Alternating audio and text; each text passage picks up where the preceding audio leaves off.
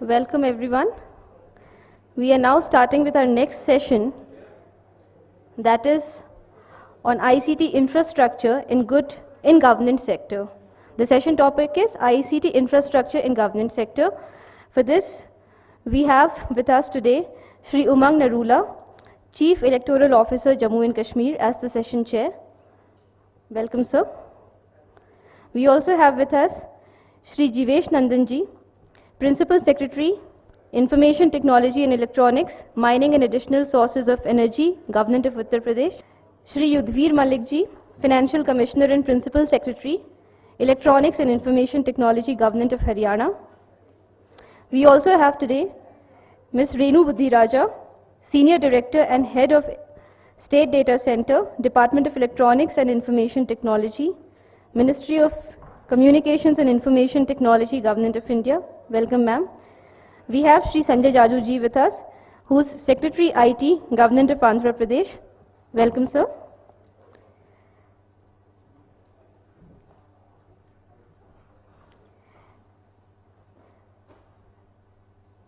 Mr. Anubhav Tyagi, Senior Solutions Specialist, India and SAARC SafeNet. Ms. Vibha Agarwal, I think she shall be joining us soon. She is VP of E-Governance, CA Technologies. And ma'am, I request you to kindly join us on the dais. And we also have with us Mr. Balaji Rao from VMware. Welcome, sir. I request Shri Satpal Gulati ji, Additional Secretary, Additional Director, Systems, Department of Income Tax, Government of India, to kindly come on the dais. Welcome, Gulati ji.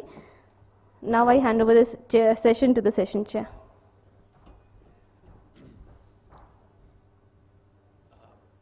I extend a warm welcome to all the distinguished panelists and the audience here.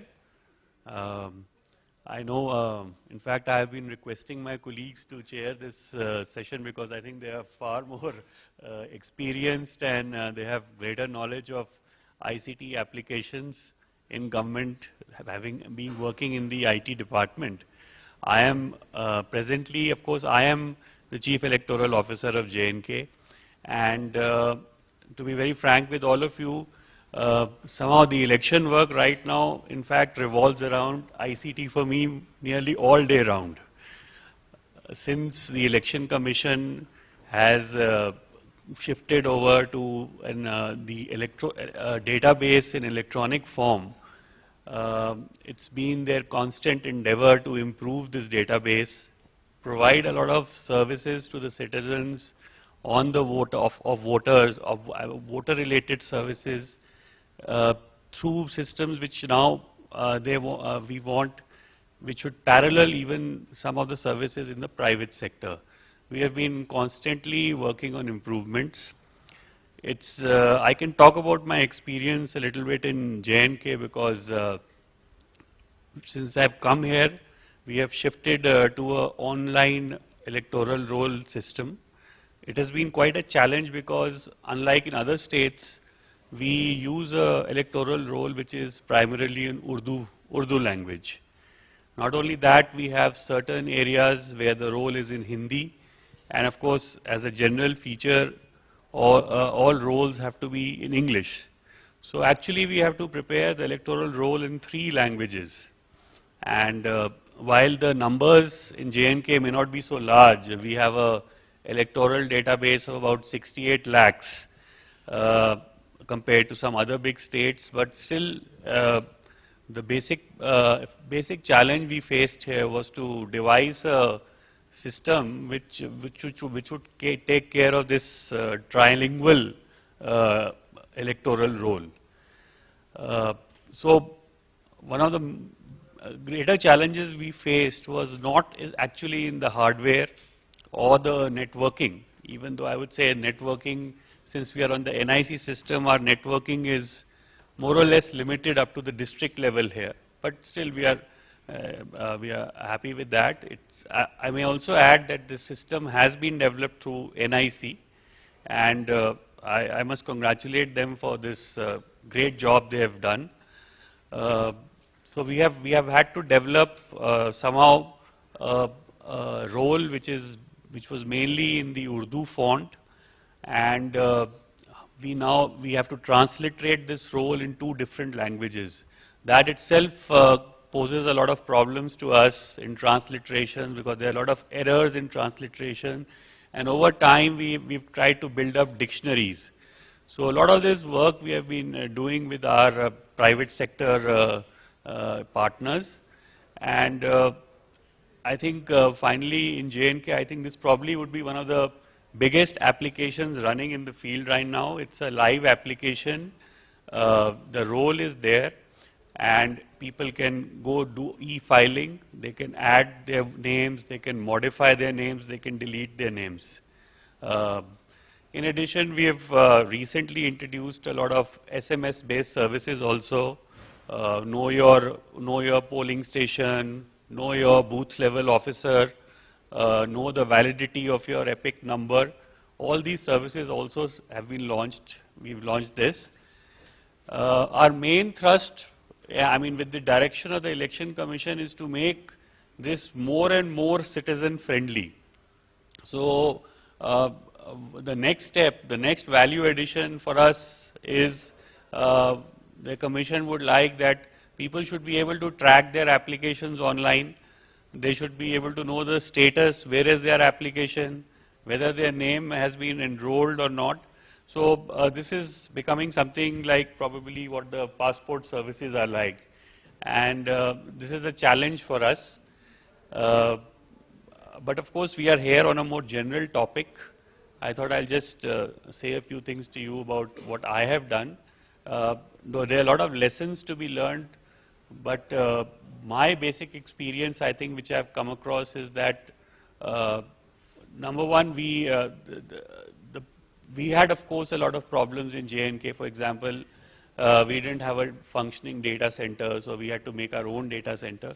But now, as things are improving here, there is a commonality of infrastructure being made.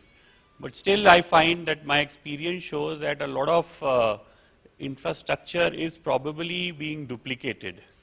I find a lot of departments are doing similar activities and building up separate infrastructure, separate connectivity, and a number of applications which are available are being reinvented. So I think probably the need of the hour is somehow to have a more holistic view of how to use infrastructure in an optimal manner in the government. Anyway, this is what my experience has shown, and now I request our distinguished panelists to also share what they have to say on this issue.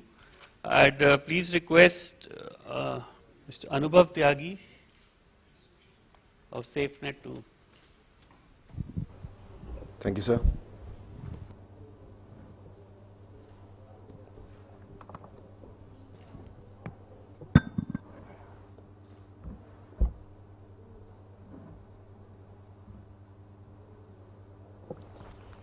Thank you, sir. It is a privilege to speak in front of this esteemed audience. I will be focusing on a very important aspect of any of the ICT infrastructure, that is security, data security.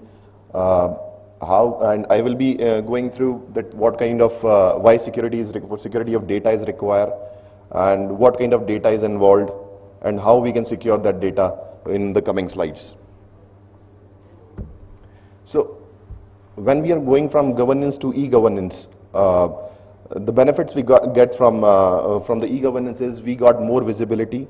Previously, information was more scattered. Now we can have information with a single click, and we can use those information for any means we want to. Second is the efficiency part.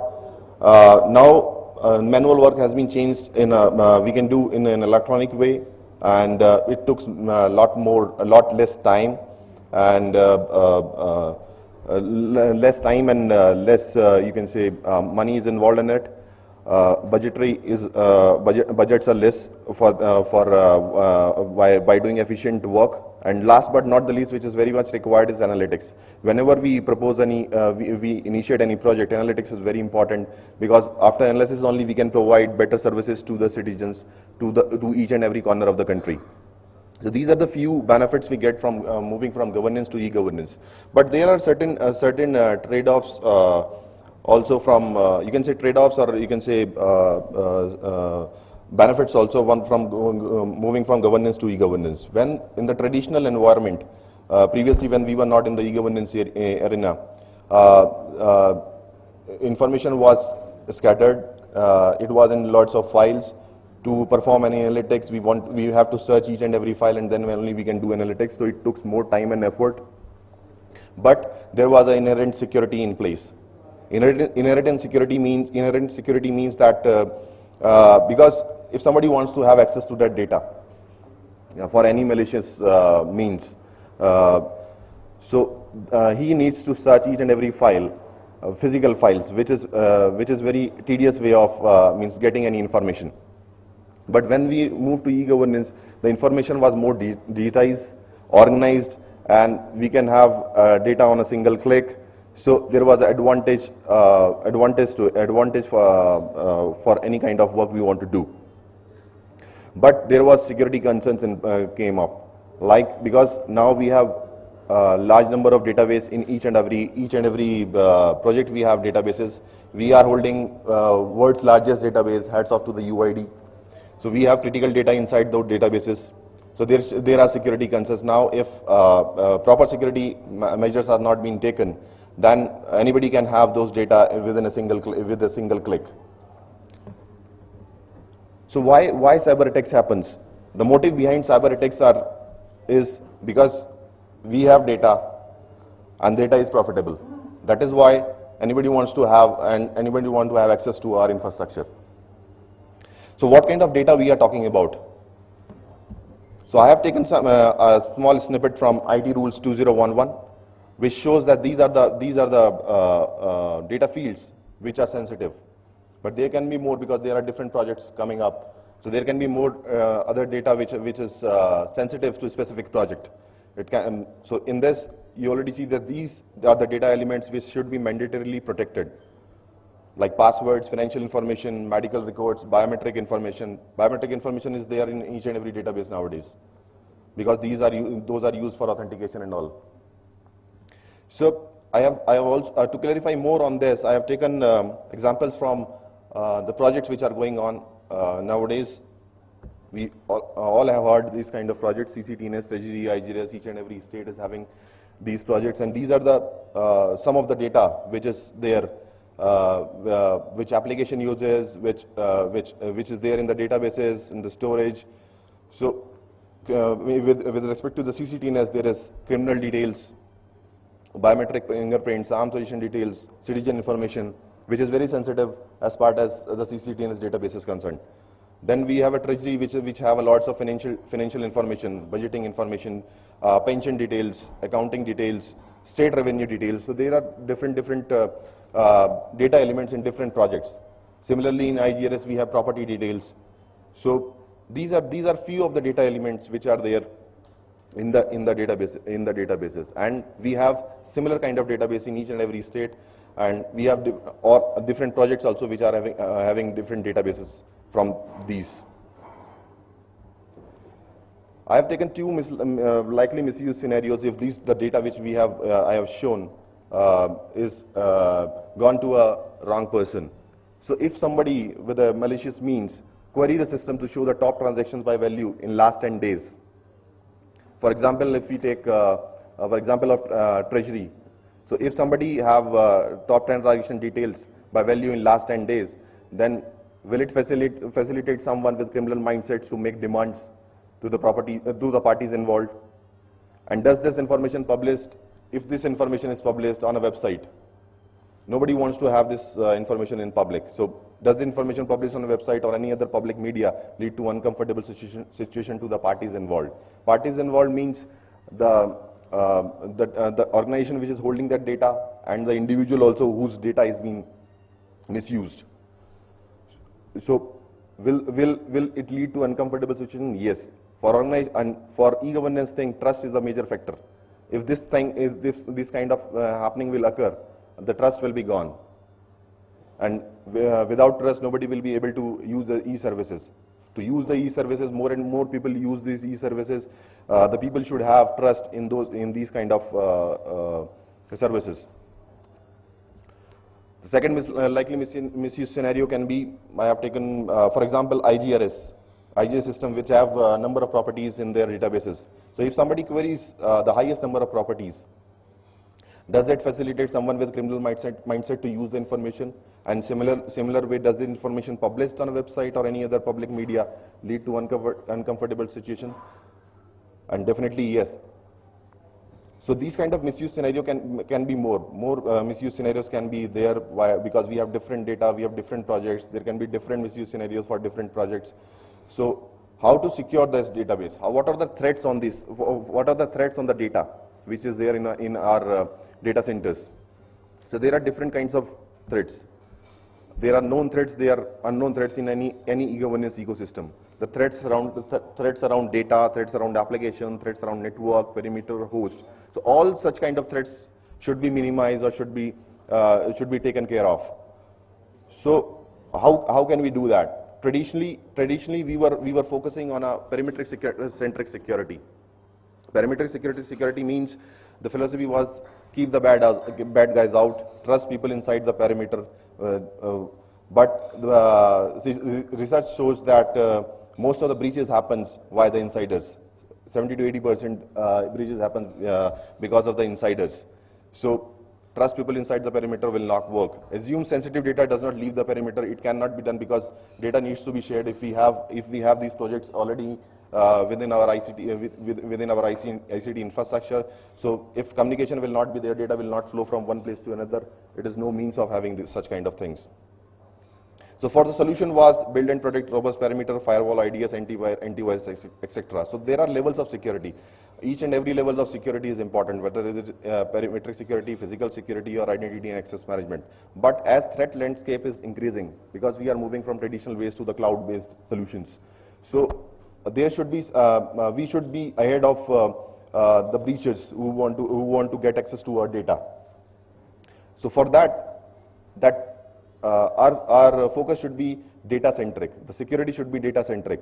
That is, we should not trust no one. Assume bad guys are already in, and the solution should be protect information at the asset level, that is at the data level. And a comprehensive approach from identity and access management to classification to encryption. So each and every level, physical security should be there, perimetric security should be there, identity and access management should be there, but the data should be the perimeter, and data should be kept in a way that no one unauthorized can get access to the data. And the benefits we get secure data freedom, we can improve compliances, and if other layer fails, this is the ultimate defense. So solution should focus on the data and not just on the system holding the data. So this is the very important thing which needs to be incorporated. So protection needs to be centered itself, and the objective should be to secure data confidentiality, data integrity, non-repudiation, and authenticity. By data confidentiality, we mean that the data should be in such form that if somebody unauthorized have access to the data, he will not be able to use that data. He will not be able to see that data. So that's how confidentiality of data can be maintained. Integrity of the data means that if somebody sends some information from, means I send some information to you, you are aware that this is the genuine data and nothing has been tampered in between. And if it is tampered, then the integrity is gone. And non-repudiation means that if I send data to you, some data to you, I am responsible for the data. Yeah. So these are the four pillars which needs to be incorporated, and the best way of doing is encryption, which protects sensitive data, provides risk management and compliance. But wherever encryption technology is being used, there is a key waiting to be used. Key means encryption key, signing keys, so that should be very much secured. Government has already given guidelines for digital signing and all. Means FIPS certified hardware should be used, and it is a very good way of securing the keys.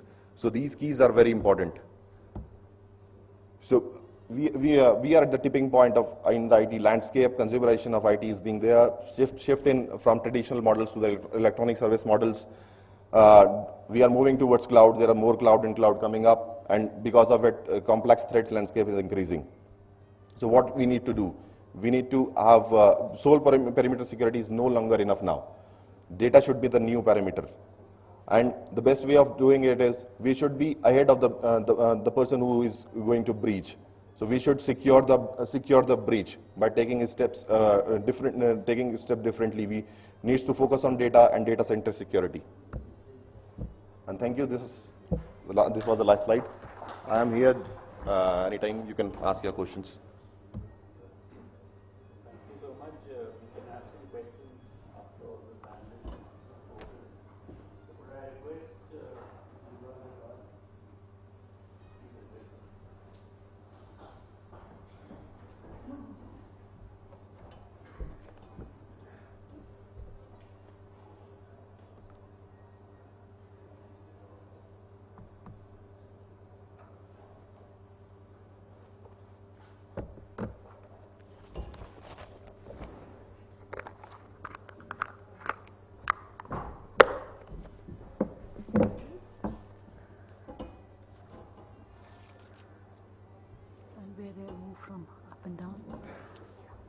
Second. You go down. Next slide. 8. Next slide is 2. Good afternoon, everyone. Mr. Malik, Mr. Nandan, Mr. Jaju, Ma'am Renu Buddhiraja, Mr. Gulati, and ladies and gentlemen, and my fellows from the industry.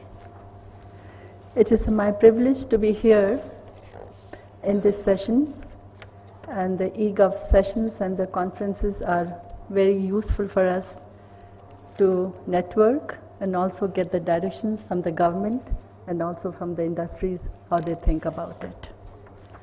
I would now give a brief introduction of the company that I represent, CA Technologies, for the benefit of the people who may not know us. Company was founded in 1976. It's an American software company. Revenue about $5 billion. And we have more than 5,000 developers worldwide. The biggest focus of the CA is in the R&D to meet the requirements of the government as the projects come and the needs change. We try to modify and enhance our products to meet those requirements. We have a technology, India Technology Center in Hyderabad. 30% of our company's R&D is done in this R&D center. It's very beneficial for us because if the government requirements change or require any specific feature to be added, we have the support of our R&D center in Hyderabad. CA's largest focus in the country today is in the government sector. Our largest revenue comes from the government sector. A lot of our solutions today are running in the SWANs, in the data centers, in the power sectors, in the security sector of the CCTNS. The Department of Post, which came out with recent requirements, many of their projects for the infrastructure management and security will be using CA technologies. This is a kind of a flavor of our footprint in the country today. We are also working with the J&K government, and we are working on some of the projects here.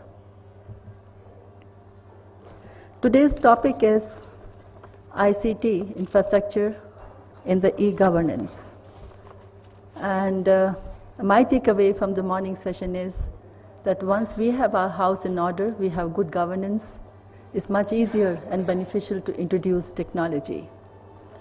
I, being from a technology vendor, I would like to share some of the technologies which would help us in implementing good ICT in the governance. For us to introduce any ICT in the governance, we first have to see how to really create a good infrastructure, and then it's a three-way step. First, how to create the infrastructure, how do we really provision that infrastructure, and third, how do we really secure? When the volumes increase for the utilization of that IT infrastructure, the security becomes of paramount importance. So let us take the first step while we are trying to create a service for any of the government project. We can break this creation of any service into two parts. One is the creation of the infrastructure, which involves physical and virtual infrastructure both. Because while we are delivering public services via internet or mobile, physical and virtual infrastructures both will come into play. And then the management of these infrastructures, monitoring of these infrastructure becomes very important through technology. Once we have created the infrastructure which are secure and are being monitored for their health properly, it is also important that side by side we start creating applications which will be running on these infrastructures. Often multiple services and infrastructures resources are dependent upon each other, and we cannot create one service because some other services on which it is dependent is not ready. However, there are some newer technologies like service virtualization which are available to create and simulate the unavailable internet and mobile environments today by reducing the application development time. The dependencies on the applications which are not available today can be covered up. That gap can be measured and covered up by using the softwares which can simulate called service virtualization. This technology of service virtualization also facilitates development of multiple applications in parallel and their seamless integration for delivery of public service. Secondly, the applications which are being developed need to be constantly tested for their performance to avoid any issues that can be faced by the citizens during application rollout. The applications which have been developed, when they are being tested for a volume high peak thresholds, they should be able to withhold those thresholds. So there should be testing, and there's a technologies available to test those kinds of thresholds. And lastly, when these applications which are being developed, they have to be properly managed for their life cycle through the technologies like project and portfolio management. So this is the first step of creating any application. Let us see what kind of technologies which are available which support these three steps. If you look at the first step of creation, that is managing, monitoring, and creating physical infrastructures, there are tools which are available for the infrastructure management from CA and maybe from some other vendors too. For the faster service development, products like CA, LISA, ITKO, which can help us in creating a virtual environment for the testing of the application that we are developing, are available. Applications like application performance management like CA Wiley will help us in testing the health of the application, that how robust, how strong is my application. And the solutions like project and portfolio management, Clarity PPM, will help us in running the life cycle of a project. Let us move on to the next step. After having created an application, how do we, after having created a service, how do we really provision that service? For provisioning the service, once the infrastructure and services have been created, it is important to quickly make them available to all departments and citizens concerned. For this purpose, it is important to automate the entire data center operations that will empower the departments towards self-provisioning. For this purpose, we have some of the technologies, and we suggest things like a central application store can be created, which will host successful applications and services from the various states. These can be leveraged by other states, and I think today in the morning we talked about it. Mr. Satyaranji talked about it. And this will really help us in cutting short the time and also the resources and the investments which are required for developing these applications. And then citizens or departments users should be encouraged for self-enrollment of the various applications and services. This can be achieved by solutions like identity and life cycle management, which will in turn will prevent misuse of identities. And if you look at what kind of solutions are available for provisioning, we have solutions like automation, data center technologies, and then we have the application performance management, and then we have the identity and lifecycle management technologies. These are available from CA, which have been deployed in the market with the government, and they have been tested properly. Now, if we move on to the last step after we have created a service and we have provisioned the services, when the utilization of these services start, the important step comes securing these services. For securing these services, the technologies of the kind like access control, through which the government can prevent intentional and unintentional misuse of citizen data by the legitimate users, the in-house legitimate users. The maximum threats happen by the people who are legitimate users of those technologies. And then we can have technologies like strong authentication. A resident can perform an online transaction using a combination of user ID and another factor such as PKI or secure question. Technologies for the strong authentication are also available. And then we have the technologies for the risk and fraud management. We have solutions like access control of server infrastructure. We have strong authentication. We call them CA Authminder or the RCOD two-factor authentication.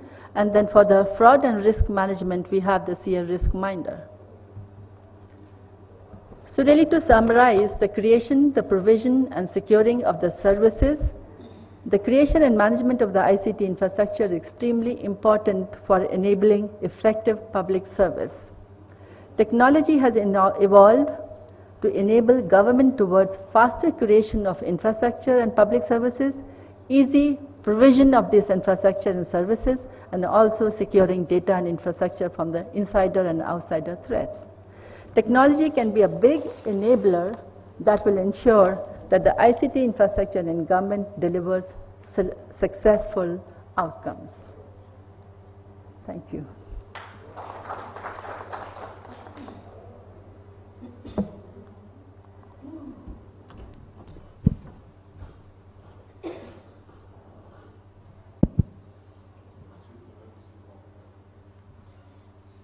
Thank you so much for that.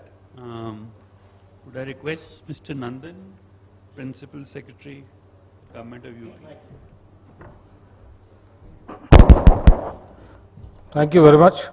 I will briefly share what is the status of IT infrastructure in government of UP, plus how do we look at it, because we have talked about till now the infrastructure in terms of hardware, software, applications and things like that.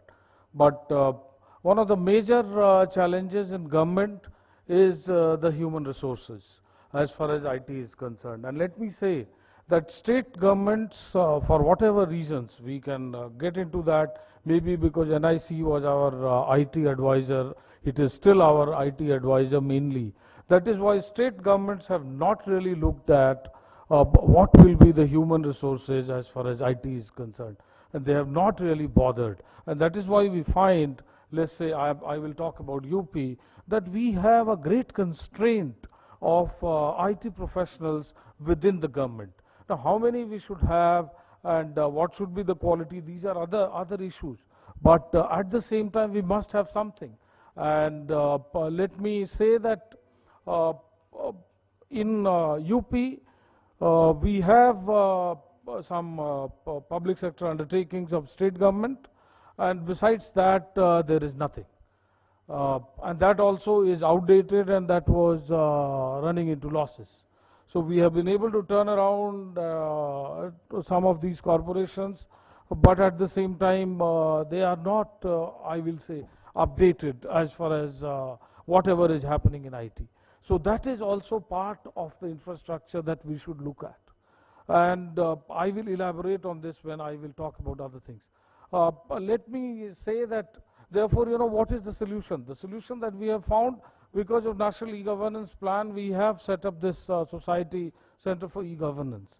And in Center for E-Governance, now we are trying to bring in, because we have very talented and bright people in different organs of government as far as IT is concerned. They are doing all sorts of things, but they are very talented in IT. And what we have thought of as a solution, that we bring in these people who are interested in IT. We have deputy SPs who are so good in IT. We have people in trade tax department who are so good because their basic background maybe was in IT and their interest has been in this. So within the government, how to bring that talent at one platform within a body. So this is also, I will see as an important part of government infrastructure as far as IT is concerned. Now let me discuss some of the other things. What has happened, that state governments have not really put a lot of money into infrastructure as far as IT is concerned. So wherever it is developing because of the central government. In National E-Governance Plan, we have now State Data Center, we have our statewide area network, we have SSDG State Portal, we have these common service centers on PPP mode as the front ending. Coming about some more details, let's say common service centers. We had an institution called Lokwani, which was existing before NEGP came in. And Lokwani is very similar concept, and we have roughly 3,300 Lokwanis. Similarly, we have now roughly 15,800 common service centers and about 100 odd e-Suvidha, which was again something which was existing in the state, and it was only in Lucknow. Now it has spread to a few areas around Lucknow, and this was based on what was happening in Hyderabad I will say a decade ago. So that is what we tried to replicate in UP. So these are the three front-end infrastructure that we have. Lokwani is more controlled by government, and although it is also not government, e-Suvidha is a government society, and CSC is purely what NEGP had proposed. And if we put all these together, we have some 18,000 kiosks. Of course, we are a big state and we require many more. Then if we look at SWAN, yes, we created SWAN and we created 885 points of presence. So since we did all this, but then we started facing issues. Like today, if I say our SWAN and number of POPs which are up, it's miserable. And although we have invested all this money, but the real issue then now is that how do we maintain these assets. Today I will accept that maybe 570, last time, I think last week when I looked at it, 570 POPs out of 885 are up. Now where are we? I mean, why did we create such a thing where we are not able to maintain it? And we, coming about HR, what happens? Who are the people who are manning these POPs? They are outsourced. Then who is bringing them there? What is the quality of these people who are finally there? We received a lot of complaints. I mean, there are all untrained people who were placed there. And maybe that was one of the reasons why POPs, started deteriorating. So these are the issues. Similarly, now let's come back to state data center. We have created the state data center. And fortunately, we do not have that type of issues, but the issue that we are facing right now is to make it, more and more, so that more and more departments can use it. Today, we have 30%, I will say, utilization of state data center. And we have to increase it. Now, what is happening? The CCTNS or stamp registration, when they are doing their new project.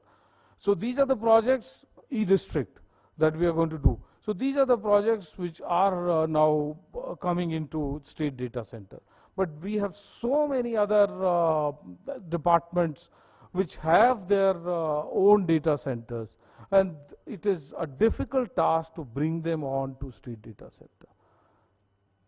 So this is where we are as far as UP is concerned.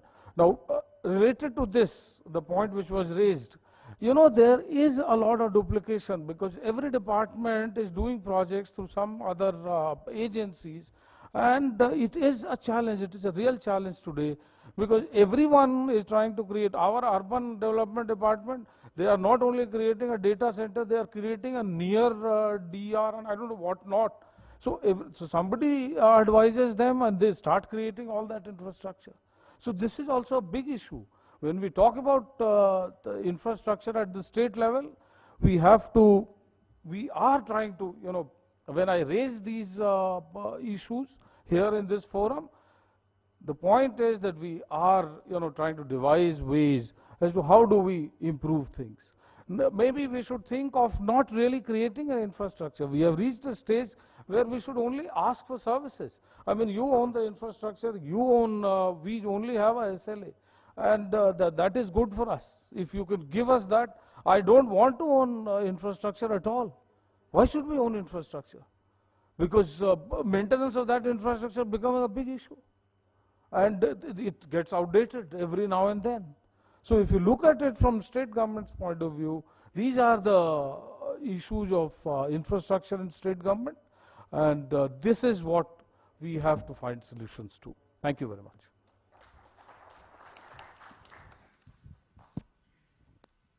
Thank you, sir. I think you have articulated very well what I also keep thinking, and I think this is a policy issue which will bother the state governments, I think, in the near future. Can I request Mr. Yudhvir Malik now?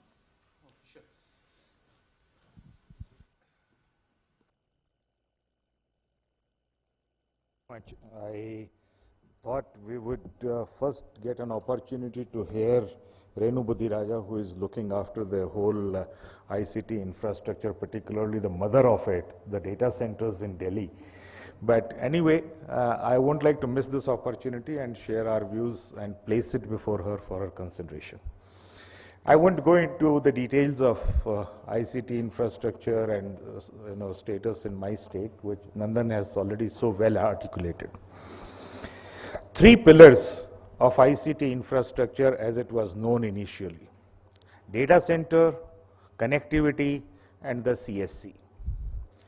CSC was brought in by the SCAs. There were negative grants and offers, never worked till we found sufficient business for the CSCs and the viability thereof. Now the fourth one is SSDG. So in terms of ICT infrastructure, I don't really look at CSC as an infrastructure post. It's a front-end interface point for the citizens to seek services. So real infrastructure pieces are the state data center, wide area network, and the SSDG now, which we are talking about. The need for creating SWAN and the data center arose out of the first presentation's major concern and the third pillar of the second presentation, that is the security. Now, let us be clear about it, that this war between those who are the hackers and those who are assigned the responsibility for securing their assets is an ever-continuing war. It will continue. Invariably, hackers are a step ahead and those who control it are a step behind. So it's an ongoing process. We have to take adequate measures to secure it. We'll continue to do that. One thing that I wanted to share here is the significance of SSDG as a ICT infrastructure piece which is being brought in. And along with SSDG as a piece of ICT infrastructure are also clubbed a large number of services. As a matter of fact, honestly speaking, I've stopped keeping a count of the services, whether it is e-district or it is SSDG or it is CSC. Everybody starts counting. It starts from 36 to about 150 services, whatnots. Sanjay is here. Me Seva has already brought in a number of them and successfully delivering those. But I would request them to please bereft SSDG of any service. We don't want SSDG to be loaded with service except one. And that one service which SSDG should be brought with is a state resident database. Let that application be made a part of SSDG. If in my state I look at it, there are, so far I have identified 17 different databases relating to my residents which are being maintained by different departments. Each one is a different database. Each individual, each resident has characteristics which are largely not common across these 17 databases. And this is one thing which we need to have a one state project as far as the state resident database is concerned. If X is figuring in the state resident database, he and his particulars have to be the same across all the databases which are operated by different departments which are in the e-governance front. The SSDG should enable us to bring these different databases into that pipe where they confront each other and we are able to sanitize that data and bring out the inconsistencies and settle those. I think beyond that, you will really be doing a great service if you can take the services out of SSDG and keep only the state resident database and reconciliation thereof as a part of it and treat it as a basic infrastructure. Because your state resident database and the particulars of every resident is the most important. Just think of it, if I have my state resident database which is validated, and along with that I have integrated my death and birth register, how many surveys, including census, you can dispense with? You can have a census on an online basis, anytime, real-time basis. You don't need any surveys. You can dispense with all that effort. So please treat it as a basic infrastructure piece. That's what I wanted to request her. Thank you so much. There are so many more to say.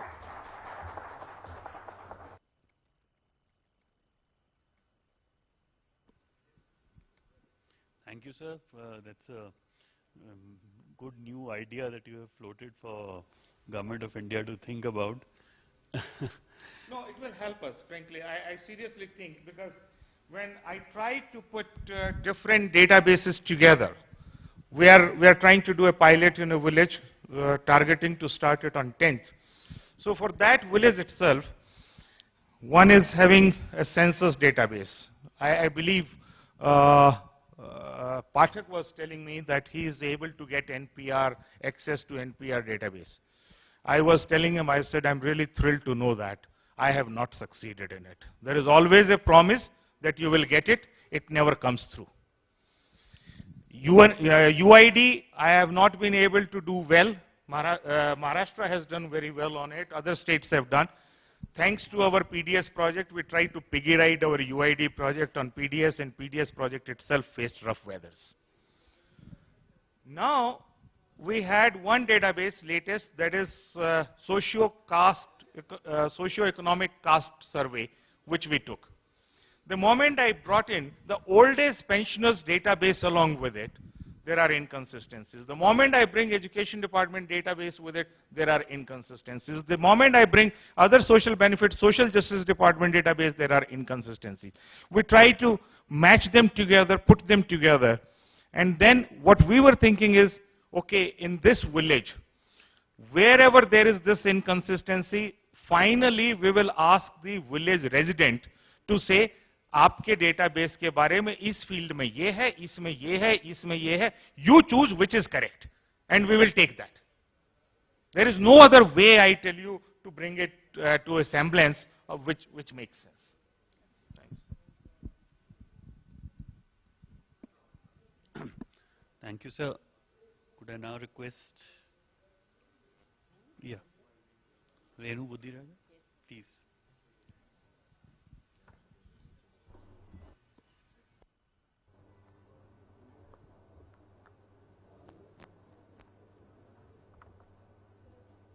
Oh, 1 minute.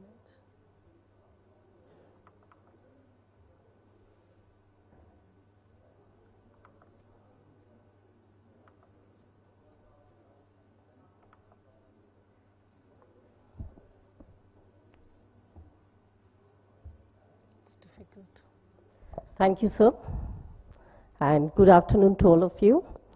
In fact, what I see is that because of the time that I have, maybe around 5 minutes or so, it will not be possible for me to address a couple of issues which have been discussed and what, but definitely what I'll be talking about would be looking at some of the aspects and the issues which have been talked about in terms of duplication of efforts which are happening, in terms of the management issues, in terms of the capacities which are required, in terms of re-looking at the various e-governance initiatives, primarily the SSDG, so that it is able to serve the purpose for which it was actually drafted, primarily to address the architecture piece. So I think that's well taken, sir, and I'll try and bring this forward, though I have been talking and sharing this also within the ministry, that we need to bring it down only to one application, primarily to look at end-to-end FAT, the final acceptance testing, and bring this middleware in order to ensure that interoperability and joint up services, primarily for which it was actually meant, is available in the center and the states where it is being put up as early as possible. So with this, let me just quickly go on to, while I had a presentation trying to talk about the data centers, but I'll try and move forward. We all know that as a part of the infrastructure initiative, we are setting up data centers across the country, and 21 of them are operational, and we do see the next 5 to 6 coming up in the coming year. But I will not drill down more on this, sir. And what we are trying to, the important, not only it is the data centers, we have the national data centers, we also have data centers set up by the state governments and certain private data centers which are serving the government department. So there is a huge infrastructure available in the country. But if I try and see, is it optimally used? As Chairman rightly said and others also talked about, it is not optimally utilized. There's a whole lot of duplication which is happening. In fact, even if you go back and look at your data centers, it's primarily the co-location services. And if you go and see the CPU utilization, you would see it's only 10%, 20%. It's only at the peak maybe for a month or so where you go to 80% of the utilization. So there is a requirement to look at how do you optimally utilize. And if you see within your state government, have all the departments, not even 50% of the departments would have actually come to the data center per se. So the requirement is huge, and you see more than 50 to 60% of the data center getting utilized. So what is it? We need to see how do we optimally use. What is the way we try and do this? Power utilization, space utilization. You talk about a whole lot of things, licenses. There's a huge maintenance cost that you're going to see once you get into the operation phase. And the states are going to face a big challenge after 5 years when the funding from the central government is going to stop. So these are things to be rethought at this moment. Another important thing which has been told by Secretary also in the morning, speeding up the IT procurement. In fact, a department would be wanting that I want to bring the service in the next 1 month's time. I can do the software development, but I have to go through that long procurement cycle. So there is a need. Can somebody just tell me, this is the infrastructure, please take it, and this is available. So there is a need to see how the entire IT procurement is changed. If you see, primarily, even in the e-governance project I've seen, you see the peak happens in most of these, whether it's the results, whether it's income tax, even the MCA 21, all of them, there's a peak, 1 month peak, 2 months peak. But when we buy the infrastructure, we have to buy it for the peak to ensure that the procedural hassles we don't have to have again and again, which means we are again investing a whole lot of money, and that technology keeps getting obsolete in the cycle of 3 years or 4 years. So there is a need for us that today I need something like this, and tomorrow as I need the scalability is available to me. That's the need that you're looking at, so that the cost is optimally utilized. Again, as Sir Secretary mentioned in the morning, what you see is a whole lot of same applications being developed across the country. There are something like 27 plus land record serve applications across, even just by NIC per se, that has been available in the country.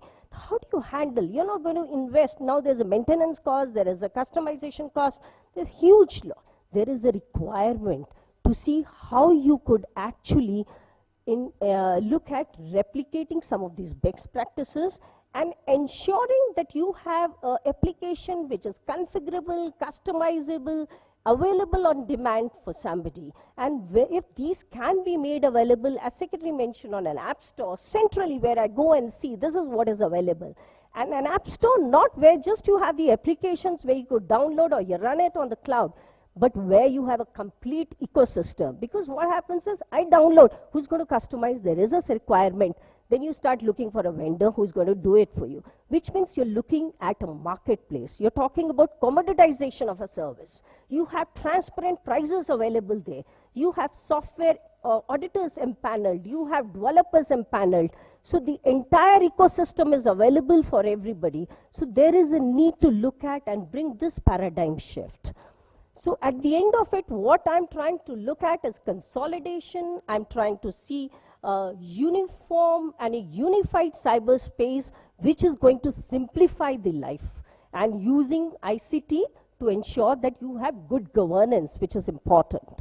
I just put this line of multi-tenancy because that's coming up from the applications perspective. Every state is a country in itself in India. So it's important that I have, or the application I build, that supports that multi-tenancy. So that's something very, very relevant for a country like India. So let me just look at, I'm only focusing here, sir, not going into the other topics, but this is extremely relevant, which will address some of them if we take a holistic approach here. That's an important aspect. We don't build silos, which we have, I should not be saying, but as a part of the NEGP, there's a whole lot we need to still address to see that uniform piece. But this is actually the next steps as a part of the NEGP, which will bring those.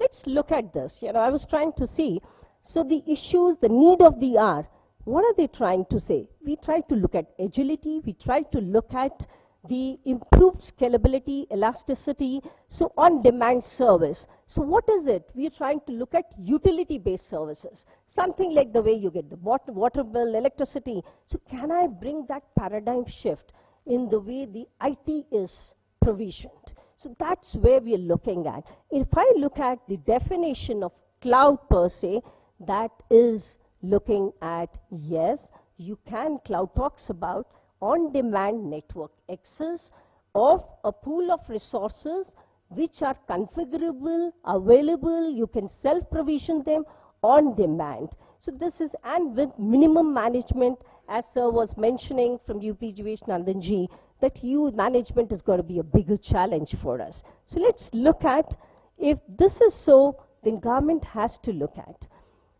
Internationally, if you look at the cloud initiative, UK, US, Singapore, Korea, Japan, all of them have started cloud. I won't say in a very big way, but yes, at least for non-critical applications, cloud is being leveraged. And UK, for that matter, they've come up with a huge cloud store with almost 3,000 services, whether it's infrastructure, whether it's consulting, whether it's a software, it's a complete marketplace. So there is an important initiative, which has been started worldwide. Let's see in India where we are. Of course, the government policies are talking about it. And in India, in bits and pieces, this initiative has started. The need is to come up with a holistic approach for a country so that we do not make the same mistake in terms of creating silos, in terms of announcing a policy, the implementation of which becomes a big challenge. So let me quickly go on. What have we done as a part of the National Cloud Initiative by Government of India? We call the GI Cloud. This has been coined as Meghraj.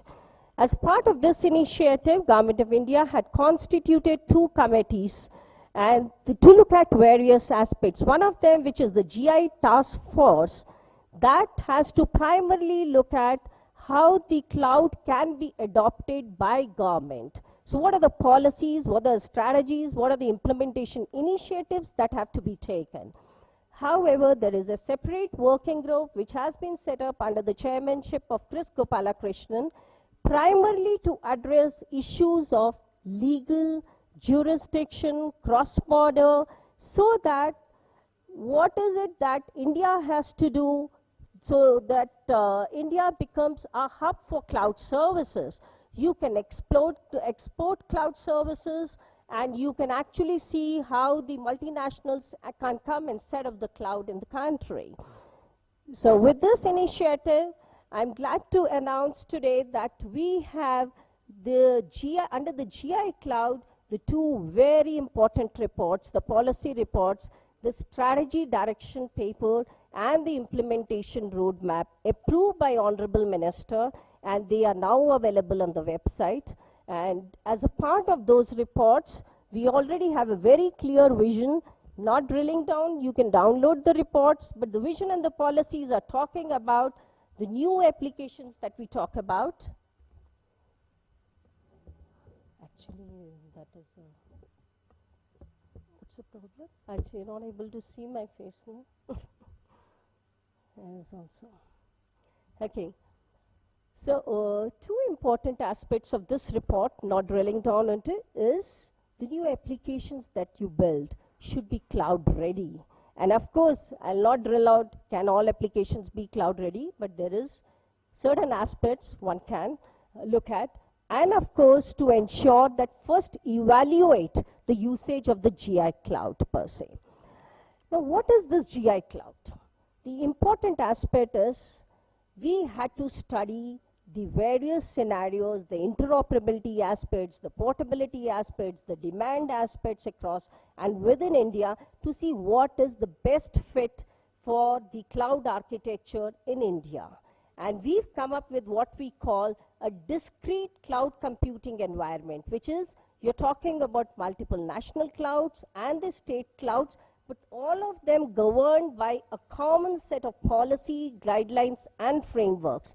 And the services which will be provisioned by these set of clouds, they will be made available through one central service directory. So if you look at this architecture per se, it talks about the center of the GI Cloud Service Directory. Now this has a place, because if you look at the demand and if the policy comes up and the government says you implement it, are you geared up to really give infrastructure as a service from day one? No. You have to look at even the current infrastructures which are available in the government cannot really address the demands. There is a need for private to come in. But my colleague just mentioned about the data security. So based on the sensitivity of the data, we will have to see what are the applications which can go into the public cloud, what are the applications which will reside within the government clouds. So this architecture is addressing all aspects, and we do see joint and a collaborative effort with the government and the center, so that issues of management of the infrastructure, the demand, they are taken up and mitigated in the best possible way. We have a huge infrastructure governance system, because governance is going to be an important aspect you want to run this initiative. So there is a complete governance which of course is available. We have the architecture management office, because here government should primarily play the role of a semi-regulator, I would say, and give a fair playground for the private to help government in leveraging the cloud services. So you talk about the architecture management office, you talk about the operations management office, cloud utilities, and whole lot of entities which are going to help in the operations and the management of the entire GI cloud per se. So I'll not go beyond this. As far as the progress is concerned, I've just mentioned the reports are out. And as a part of the state data centers also, we have already issued the cloud RFP, and we are enabling the data centers. They're all going to be a part of this cloud. And this cloud vision is going to see that in the next 5 years, there's a consolidation happening. It's going to see a future where some of the data centers who are not able to manage subsequently will be able to be a part of one of the national clouds for managing their infrastructure per se. So other activities, we've already initiated national clouds, national app stores. We are coming up with a center of excellence on cloud computing, and then an exercise on the demand assessment for the entire country which has started. So I will not go into the cloud challenges. There are challenges, but the challenges are, when you look at the private clouds, it is possible to mitigate the challenges. There are technologies available. It's only when you go into the cross-border jurisdiction across the countries, there are certain acts, and the Privacy Act has to be strengthened in the country, so I'll not go. At the end of it, I would only mention that for cloud to reign, e-services, there's a huge infrastructure. Government has already taken initiative right from the technology and the organizational perspective. And I'm sure that in the next 1 year, we are going to see this cloud giving the infrastructure for the e-services to leverage and the cloud to reign e-services. Thank you so much.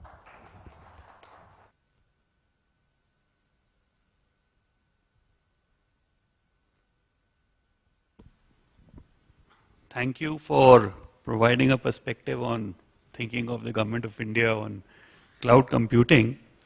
Could I please call Mr. Balaji Rao now from VMware?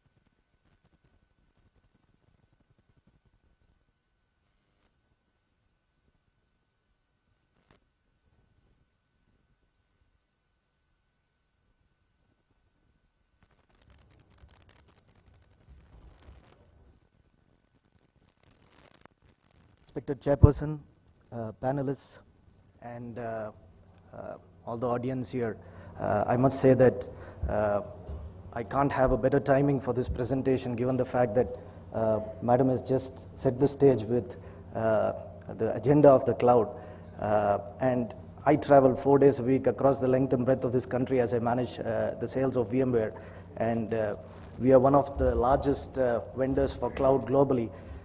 And I must say that the kind of work that is being done in the government today on the cloud side and the kind of presentation that has been put up and the kind of vision that has been put up, I dare say that we have 3,000 customers in the country and we are talking to a lot of customers on cloud, but this is perhaps the most advanced and the most holistic view that one has taken to address the challenges that exist in the infrastructure.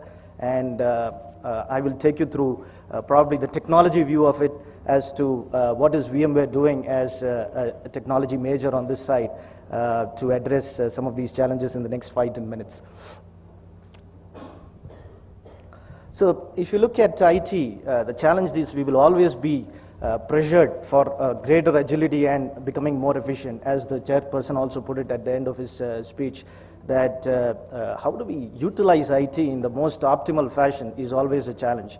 That is where technologies like cloud and virtualization come in to add to that.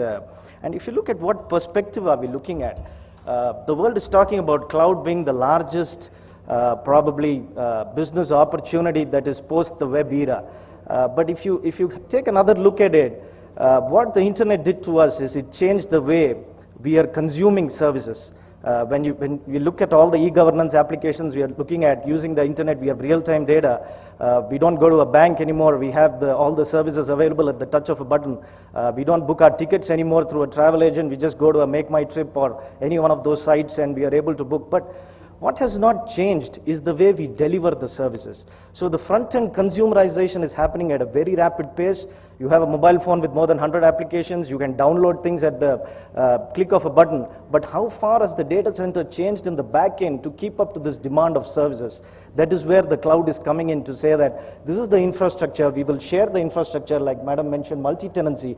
We are talking about how we can use an infrastructure which is very efficient. Otherwise, if we are operating in the same physical way, we would probably not have a data center big enough to manage the demands of citizens and applications in the government that we are talking about today.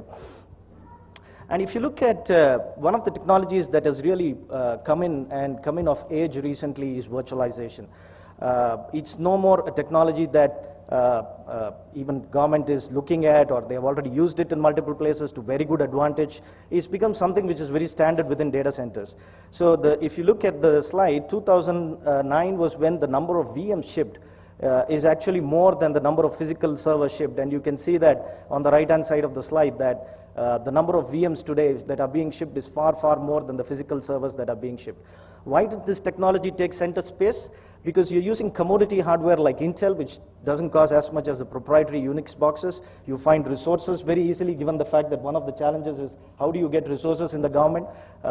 Given that you have resources available quite freely on the Intel side, the cost is less. How do you build an infrastructure on top of this that can give you good performance, good scalability, good security, and which is easy to manage? This is where virtualization came in, and the ability to virtualize gave you elastic kind of platform where you can expand and contract based on demand and not compromising on any of the other governance features that you want in your data center.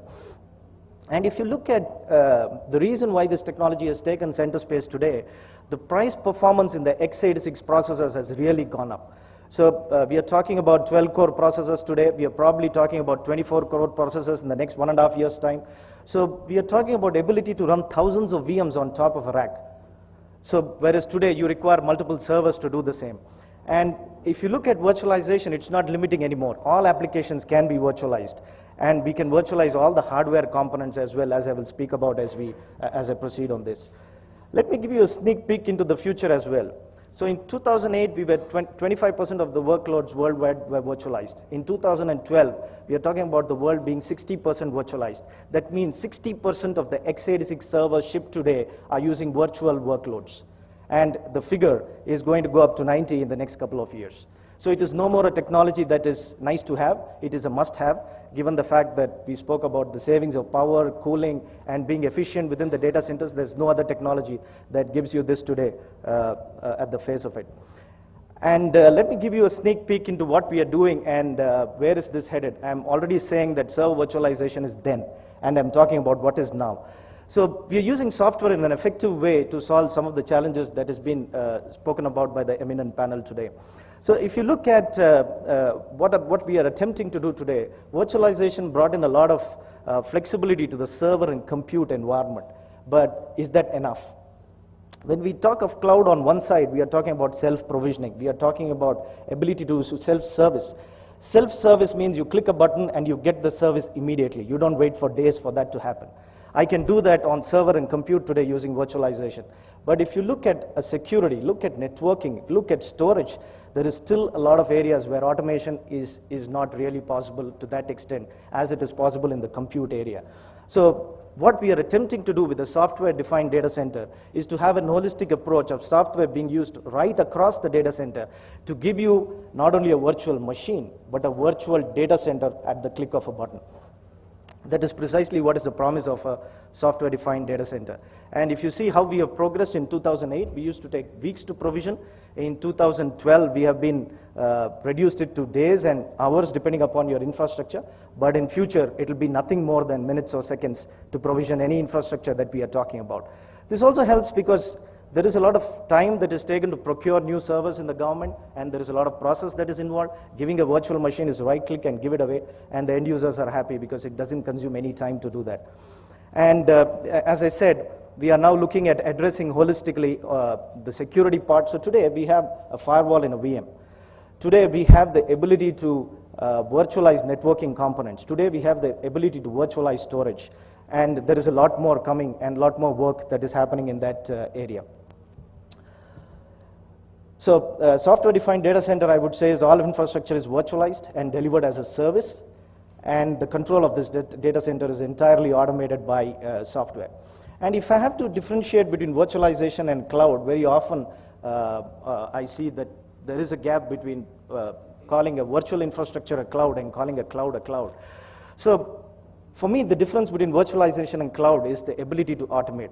So virtualization gives you the ability to automate just the server and compute, whereas when we take it to infrastructure as a service, we want the whole infrastructure to be delivered as a service, not just compute.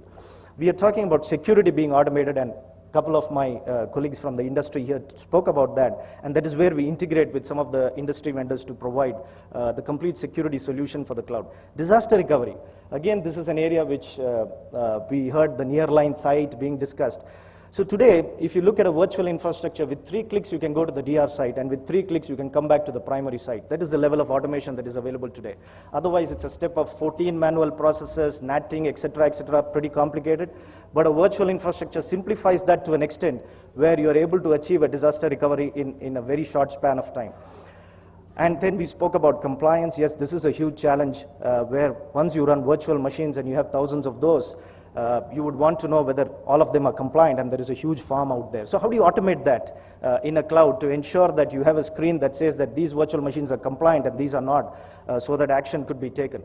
How do you ensure that you have application provisioning in an automated fashion? Again, the app store which Madam spoke about. How do you get that app store in there? That is again the promise of the cloud. So you have the retail vendors, you have Android, you have iOS having an app store today. What does it take to provide the government an app store where application users can just go there, click, and just get their application and move on? Why do we have to complicate things so much? So that is the promise of the cloud again, where you will see simplification of the way the end users access the application itself. Self-provisioning, this is again a software that is being well used by the Maharashtra government, where it has been implemented for all the key applications in the government, and also the ability to charge back. So we are reaching an era where end users would come, ask for what they want from the site, click, it will go through an approval chain, already delivered, and there is a chargeback model. It just charges them based on the usage, and all we do is just set the system up and it works in an automated fashion. That is again the promise of the cloud or the software-defined data center that we are talking about. And again, it manages mixed environments. There is no one operating system that we are talking about here. We support 64 different operating systems on top of x86, and that's the promise of the cloud. Again, it is open. It's available in a wide variety of operating systems, support for multiple storage devices, integration with multiple security vendors and management vendors as well.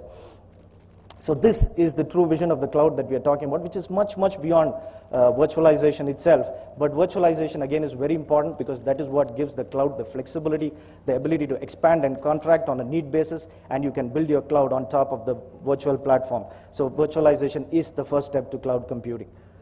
And if you look at how do we measure success, so today we are talking about being efficient to the extent that the cost per VM on an average would be about $1,000. Whereas our future design goal with the software-defined data center is to bring it down to about $100. When we are talking about RPO, we are talking about less than 5 minutes. We want to reduce it to less than 1 minute with the softwares that I'm talking about. The ability to manage, we are talking about 300 VMs being managed per admin, but Very soon, in the next year, year and a half, you're going to see almost 10,000 VMs being managed by one admin. So that is the scale that you're going to see us take this ability on the cloud side. So we have multiple customers here from the government and the public sector. I'd just like to spend a minute, I'm run out on time, on what we are going to do in the next 6 to 8 months as well. So there is a lot of work happening on the networking side. So software-defined networking or network virtualization is the next adjacent piece that is coming in. So we acquired a company called Nicera there, spent almost 1.3 billion doing that.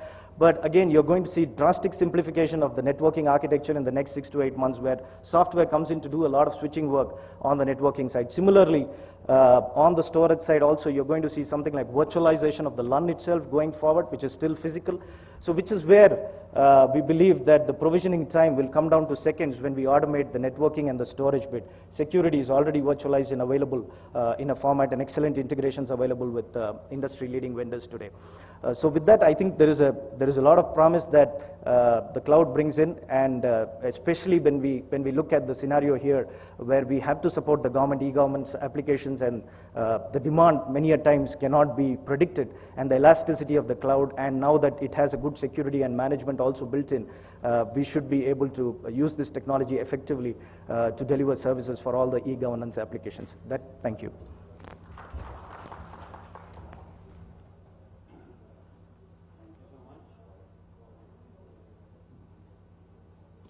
Thank you so much.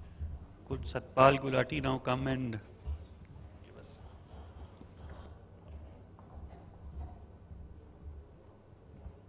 Just tell me what to click basically for that video. Just a second.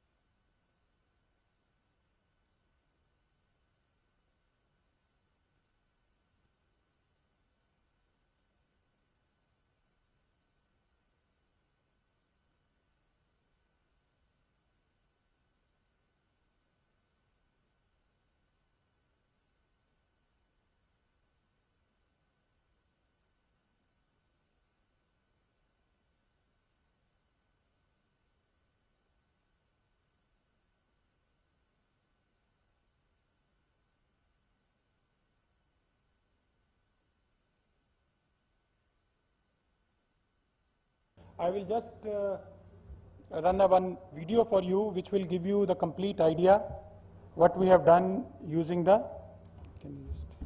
IT thing.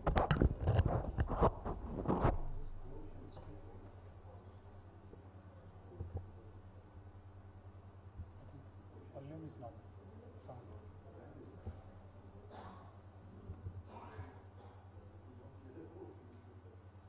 By providing end-to-end e-delivery of core services. Prior to the financial year 2008-2009, the tax payment data from the banks was not reconcilable. The tax deductors did not report or pay the tax deducted at source. The taxpayer found the process of claiming TDS credit cumbersome and challenging. The taxpayers had to submit voluminous paper returns with multiple annexures. Compliance cost for the taxpayer was high, both in terms of time and effort. The manual system of data entry and return processing was time-consuming and error-prone. There was a huge backlog of unprocessed returns. To address the above challenges, the department initiated the process of computerization of its core functions. The initiatives focused on providing e-enabled end-to-end services and opening up multiple channels of communications via website, call center, SMS, etc. Thus, a non-intrusive tax administration system, or NITAS, was put in place. NITAS comprises of Tax Information Network to receive TDS statements and tax payments across the country, e-filing portal to facilitate online filing of income tax returns, Centralized Processing Center to process the income tax returns, Refund Banker for delivery of refunds. Each of the components is tightly coupled as the output of one initiative forms the input for the next initiative. The Tax Information Network, TIN, enables e-payment through net banking, ATMs and 13,000 branches of 33 banks. More than 80% of the direct tax revenue involving 20 million challans comes through e-payment facility that is available 24/7. Further, e-TDS is being facilitated through online services and 2,500 centers across the country. Today, more than 98% of TDS statements are received electronically, reporting more than 400 million transactions. The TIN ensures that accurate tax credit is available to the taxpayers against taxes received in the government account on a near real-time basis. As a major transparency initiative, the annual tax credit statement in Form 26AS is available online to 35 million taxpayers. Taxpayers can now ensure the correct reporting of income and TDS based on the information available in their 26AS. The initiative has already benefited 15 million taxpayers who have viewed the 26AS available online. Thus, NITAS has benefited the taxpayers by way of flexibility in tax payment, accurate credits of taxes, and improved transparency. The department also benefits as it has increased revenues and minimized instances of fraud. The initiative for e-filing of income tax returns with its motto, "Don't be part of the line, just go online," facilitates online submission 24/7. In the financial year 2011-2012, 16.4 million returns were filed electronically. Until 31st January 2013, 15.6 million returns have already been filed electronically. Nearly 78% of the electronic returns are being filed voluntarily. NITAS has therefore provided to its taxpayers a fast, easy and secure way of filing income tax returns. The availability of data in the electronic format has facilitated processing of income tax returns through a technology-enabled centralized processing center at Bengaluru. The CPC facilitates completely automated end-to-end e-processing of the returns, including matching of tax claims with tax payments and TDS. The call center at the CPC addresses 4,000 taxpayer calls per day. The center has processed more than 30 million returns with present peak processing of 2 lakh income tax returns per day. The average processing time has been reduced from more than 1 year to less than 47 days, thus clearing the huge backlog of unprocessed returns. More than 9 million refunds have been generated and issued through the CPC. This has resulted in a perceptible improvement in the taxpayers' experience and their engagement with the Income Tax Department. The Refund Banker scheme is yet another innovative step under NITAS to enhance taxpayer satisfaction. It has eliminated human intervention in the issuance of refunds. Online tracking of refund status has increased transparency. The initiative has benefited the small taxpayers. In the last year, more than 10 million refunds, that is more than 98%, were issued through Refund Banker. The success of the initiatives is attributable to the proactive approach of the department in aligning laws and procedure for effective e-delivery of services. The Income Tax Department provides the strategic leadership through active participation by officers of the department. The managed service providers support the initiatives with the technology infrastructure under the public-private partnership model. NITAS has made it possible to roll out simple, responsive and taxpayer-friendly services. While it has reduced the cost of compliance for the taxpayers, the government has benefited in terms of higher revenue growth. The Income Tax Department now has reliable data that is helpful in policy formulation and also for overall tax administration. Apart from being efficient, time-saving and easy, NITAS is a green initiative as it saves paper, trees and office space. The contribution has been acknowledged by known personalities in the government and outside. Honorable Union Finance Minister Shri P. Chidambaram was greatly impressed by the technological lead the IT department has taken. I think the important thing is the income tax reform in this country using technology is one of the huge untold stories. I think implementations like this, the tax information network, TDS at source, reconciliation, when GDP was growing at say 8%, when inflation was at 7%, that means 15% was the nominal GDP growth. Your tax rate collection was going at 40%. It was happening because you had built better systems. So it's a big boon to the taxpayer. Secondly, it's also a big boon to the government, which will now be able to collect every single rupee that is deducted and account for every single rupee. The journey in bringing better services to the taxpayer has just begun. The CPC TDS has been dedicated to the nation. The Income Tax Department is committed to provide excellence in public services.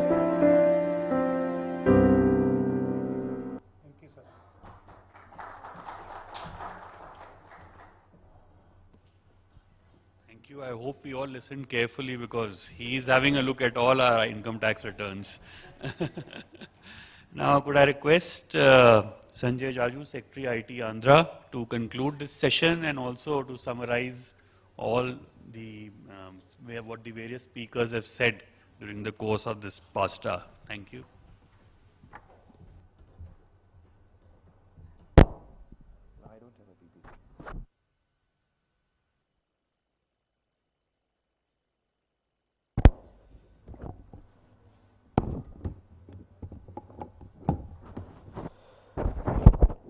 Okay, friends, I think I'm coming in between you and your lunch, so I'd like to keep it very brief. We're talking about IT infrastructure for the government organizations. I think all of us have understood that the essential prerequisite is to have the state data centers and have the statewide area networks, common service centers. Some of these things have always been considered as important pillars of IT infrastructure for the government. You've heard two states, North Indian states, and let me give you a perspective from the South. I think it's no exaggeration to say that in terms of use of IT in governments, South and North of India, I think there's a complete maturity difference between the South and the North. I don't know, it's Northern states are the South and southern states are the North. Let me put it like that. and this possibly because maybe the process has started much earlier, because I don't think there is any problem in terms of the skills. There are a lot of people from North India working in South and vice versa. I think it's primarily to start from the fact that I think the starting point for the southern states had been much earlier. Just give you a quick example. I mean, we're talking about statewide area networks now for the entire country. You have, most of the states have their statewide area networks. State like Andhra Pradesh, we had our statewide area network in 2000. And of course, it was not expanded to, say, the mandals and the block points, but at least we had a statewide area network from the state to the district. State data center, although it's now being understood, it's now the new currency in the country, and everybody will talk about state data centers, but we had a state data center way back in 2000, 2002.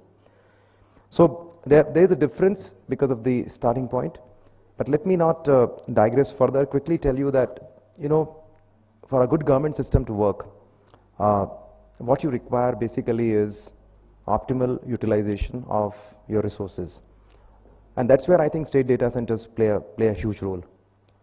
We're talking about Uttar Pradesh, and the secretary was informing you that their utilization is just about 30%. Now we have in Andhra Pradesh phase 1 completely utilized, phase 2 completely utilized, and now we are looking for some more space because there's absolutely no space left in the state data center. And it has brought down costs tremendously. I mean, earlier there were issues where individual departments were running their own data centers. There were issues of cost, there were issues of security. And now you have one common infrastructure which is being put to ideal use. I think setting up of state data center and virtualization. In Andhra Pradesh State Data Center, we have virtualized and the ratio which my colleague from VMware was showing to us, I think it's quite true in our state data center. We have more virtual machines now than the real machines, because that's how we optimally utilize the existing resources. Coming to the statewide area networks, again, a very important pillar of connectivity for the government organizations. I think what would be also important for all of us to understand is, although we have created this vertical network from state to the district to the blocks, what is now going to be required, and that's where we are laying a lot of emphasis right now, is on the horizontal connectivity. Because it's not just essential that you have one point of presence and you connect a state to the district, because there are a lot of these horizontal departments where we would like to give them connectivity. So for example, in Andhra Pradesh, we have more than 7,000 locations which have been horizontally connected to the statewide area network, which is a vertical line. And because of this, what happens is the utilization has improved. Our statewide area network, now we have to go in for the phase 2, because we started with 8 MB for the districts and 2 MB for our blocks. Now we are going for 12 MB for the districts and 4 MB for the blocks. So again, this happens because you're able to put applications on board. Another principal pillar of success of any e-governance project in the government would be that we have to understand that all these departmental silos that we have created are created because of our own internal issues and classifications, because various departments had to perform various activities. But for the citizen at large, what is important is to give him a single entry point, and that's why you call them portals. So you need to give them a single entry and the exit point, and that's how what we have done in our state is to conceptualize this Mi-Seva thing, wherein for all the government services pertaining to any department, there is a single entry and the single exit, which is through the Mi-Seva system, which is across the rural and the urban areas. And here we have also done an integration in terms of integrating all the kiosks that we have in the state. In our state, we had AP online centers in 2001. We had the e-Seva centers in 2002. Common service centers of the Government of India came in much later in 2009-10. So what we have done is integrated all these centers and put them under this common umbrella of the Mi-Seva. So now we have more than 7,500 centers delivering a similar set of services. And this has also created a good network for the citizens, because they know this is the only point of contact they have with the government. I think this would be another piece of infrastructure that we will need to kind of look at. We're talking about the state resident data hub. I think if you look at the critical infrastructure pieces, I would agree with the secretary from Haryana, where he mentioned that there's a problem of multiple databases and they're not talking to each other. They're all in their own silos. What we have done, and I think this would be a shape of things to come, is to create a state resident data hub. In our state, we have created a state resident data hub, which is actually the data which we have obtained from the UIDI. Andhra Pradesh, you would know, is almost near saturation in terms of the UIDI coverage. And I think possibly by July end, we'll be closing the enrollment process in our state. So what we have done is built up this huge database of the residents of the state with their UIDA numbers and the complete biometrics and the demographic information inside. And what we now trying to do is to make all the departmental databases pertaining to various beneficiary programs get hooked on to the state resident data hub with the essential link of the UIDI number. And I think this too is a very important infrastructure, because this would really help address this problem of getting accountable and transparent delivery of various services which revolve around these beneficiary-oriented programs. Another thing I would like to tell you is that in the near future, what you will understand is this entire IT scenario, as far as the government is concerned, would be revolving around these three major pillars. Renu mentioned about the cloud computing and virtualization. I think this is what the shape of things to come. You'll also have two important pillars of infrastructure. One would be mobility.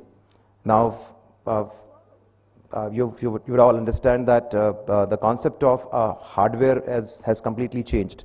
You don't need to carry your desktops and laptops these days. You just need to carry a small little mobile phone, and you're able to access your mails, you're able to transact the government businesses.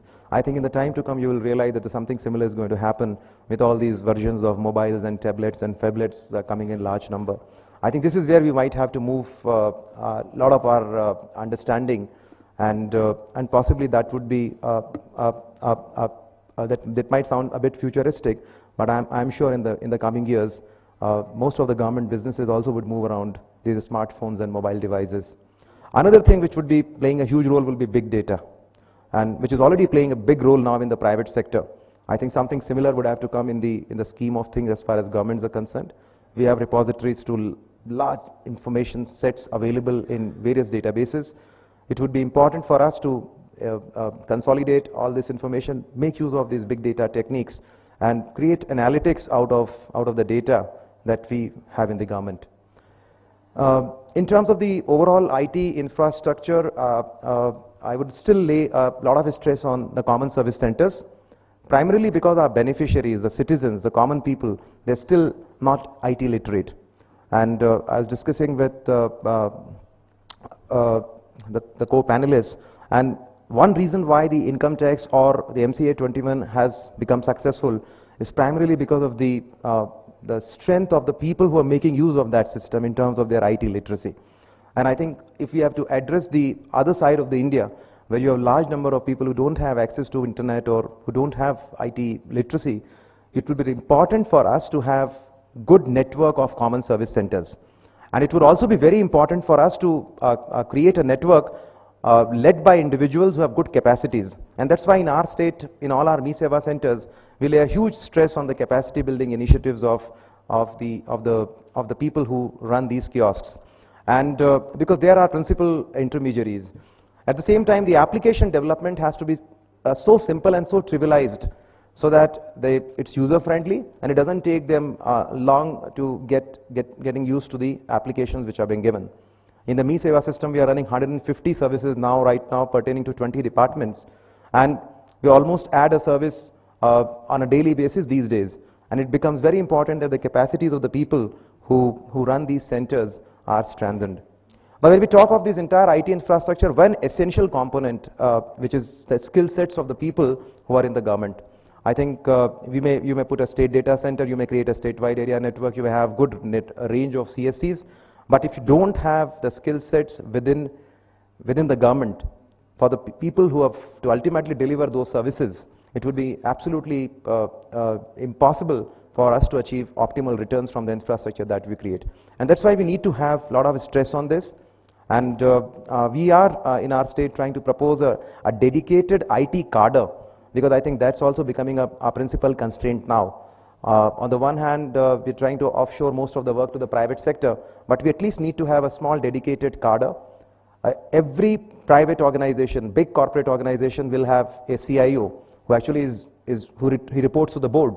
But in most of our government departments, you don't have a chief information officer. You need to create a chief information officer who runs the IT agenda within the departments. As all of you would appreciate that IT department in itself is nothing. We're into everything, but we have only a means to an end, and we're not an end ourselves. So what would be important for us to create a dedicated IT cadre and create CIOs in various departments who run the IT agenda within those government departments. I think this would complete this entire picture of having a robust IT infrastructure for the government. We all agree that we need to have IT processes in, because that's the way life is. It would be, it's an essential prerequisite for good governance. So it's important that we lay stress on these critical pieces of infrastructure which are required to be there. So let me just conclude by saying that 4-5 pillars: good state data center, virtualization with cloud computing. Need to have devices where mobiles and phablets and tablets will play a principal role. Need to have good horizontal and vertical connectivity. You need to have a good network of common service centers. You need to have a single entry and exit points and common portals. I think some of these things would complete this entire infrastructure picture. Thank you. Thank you.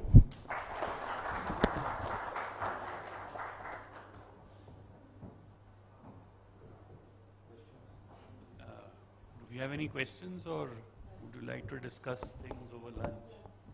Can I ask only one question from Renuji? She presented in her this thing that cloud enablement template RFP has already been issued and shared. I just want to know, those who had initiated the cloud enablement exercise before you released your template RFP, will they be eligible?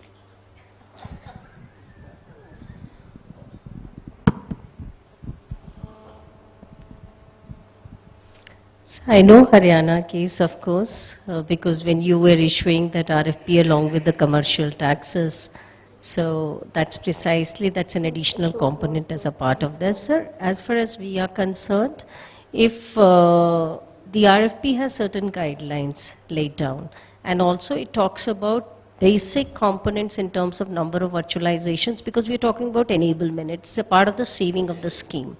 So if those could be from your RFP, certain things which match those could be funded as a part of the savings of the scheme. Beyond that, it could be a state share. So what you could be doing is, if you write to us and we say, if we look at your RFP and say, okay, this could be, so there is a possibility, sir. It's not that it cannot be done. Definitely it can be done, because you don't have the cloud so far. It's not come yet per se. So you're in a process. So there is a possibility of aligning it and ensuring it. Yes. Thank you, ma'am. I thank all the speakers for being part of this session, and the audiences as well for being patient listeners. We are at the end of the session now, and as a token of our appreciation to our speakers, we have mementos. May we please have mementos on the dais, please? I request the session chair, Shri Umang Narula ji, Chief Electoral Officer, Jammu and Kashmir, to please present a memento to Shri Yudhveer Malik ji, Financial Commissioner and Principal Secretary, Electronics and Information Technology, Government of Haryana. To Shri Sanjay Jaju, Secretary IT, Andhra Pradesh.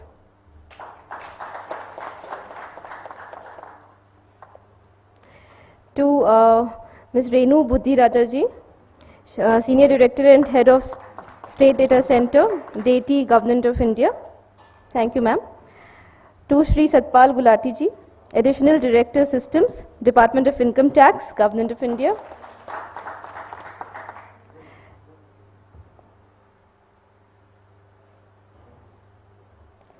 To Mr. Balaji Rao, Director Sales of VMware.